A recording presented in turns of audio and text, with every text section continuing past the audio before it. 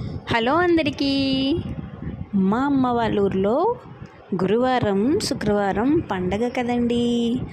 ఆ ఫుల్ వీడియోనైతే నా యూట్యూబ్ ఛానల్లో పోస్ట్ చేశాను. ఇంట్రెస్ట్ ఉన్న వాళ్ళు ఎవరైనా ఉంటే చూడండి.